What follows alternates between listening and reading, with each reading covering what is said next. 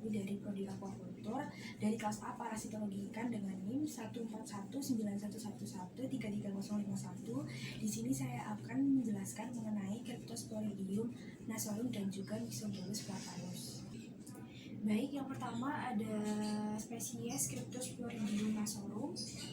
Untuk spesies Cryptosporidium nasorum ini memiliki filum Amphicomplexa, kemudian termasuk ke dalam kelas Sporozoisida, kemudian termasuk ke dalam ordo Eurycochidiorida, kemudian termasuk ke dalam famili Cryptosporididae, dan nama genusnya adalah Cryptosporidium dan spesiesnya adalah Cryptosporidium nasorum. Saya akan menjelaskan mengenai host dan juga predileksi dari Cryptosporidium nasorum. Untuk Cryptosporidium nasorum ini memiliki host pada ikan air tawar maupun juga ikan air laut, dan memiliki predileksi pada saluran pencernaan khususnya pada intestin. Baik, untuk morfologi dari Cryptosporidium nasorum ini ditandai dengan bentuk tubuhnya yang berbentuk bulat. Pada fase oosis berukuran 4,47 hingga 4,72 mikrometer. Kemudian pada fase tropozoid sudah memiliki sitoplasma bergranulat. Pada fase sporozoid, Cryptosporidium memiliki bentuk yang ujungnya runcing, kemudian permukaannya juga kasar.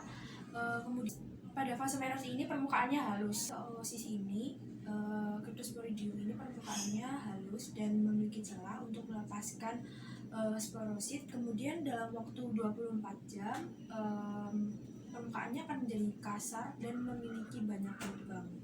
Setelah itu akan ada tahap di mana sporozoid ini akan keluar dan siap untuk menginfeksi sel inang dengan ujung apikalnya yang berbentuk runcing.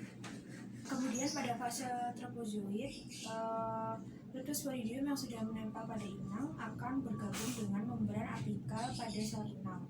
Kemudian pada fase selanjutnya adalah fase merons. Nah, fase merons ini merupakan perkembangan Cryptosporidium setelah dari fase tropozoid.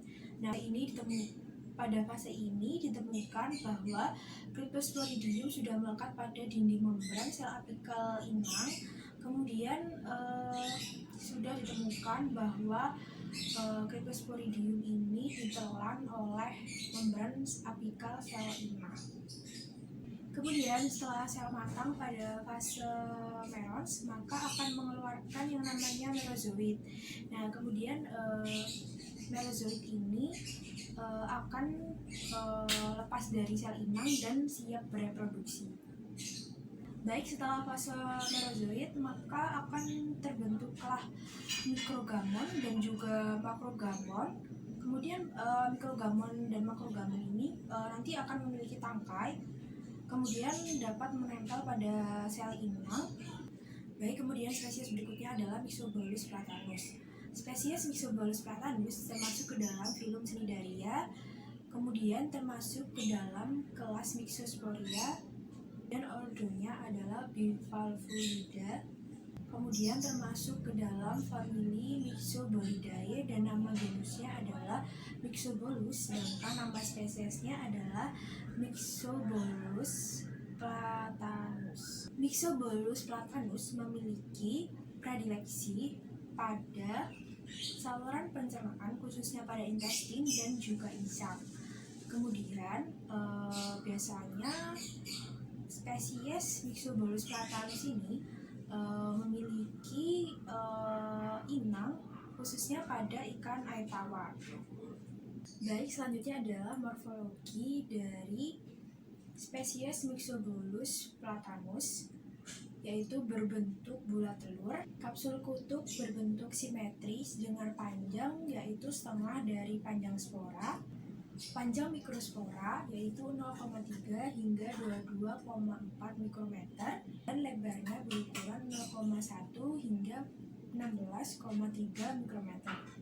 Myxobolus platanus memiliki kapsul kutub yang panjangnya 0,1 hingga 14,3 mikrometer. Kemudian dinding sporanya tebal dan memiliki panjang 1/7 dari dinding spora. Pada tahap pertama, parasit menempel pada sel inang dan melepaskan sporoplasma. Kemudian, pada tahap kedua, sporoplasma akan menembus sel epitel dari inangnya. Tahap selanjutnya, terjadi pembelahan sel endogen intraseluler dari parasit yang menghasilkan sel primer dan sel sekunder. Kemudian, pada tahap keempat, akan banyak sel sekunder yang dihasilkan dari pembelahan mitosis. Pada tahap selanjutnya, pembelahan endogen dari sel-sel sekunder akan menghasilkan sel ganda. Selanjutnya, membran agregat sel ganda lalu pecah dan menembus lebih dalam ke sel dermis dan subkutis inang. Pada tahap ketujuh, sel ganda akan terus tumbuh, kemudian akan menyerang lebih dalam lagi ke sel syaraf. Kemudian, sel ganda akan berkembang menjadi triplet yang akan menyerang tulang rawan dan sistem syaraf pusat. Lalu, sel triplet tersebut akan membentuk sporoblast yang kemudian akan membelah dan menghasilkan 2 spora. Spora yang dihasilkan akan berkembang menjadi spora dewasa dan siap menempel pada inang yang baru.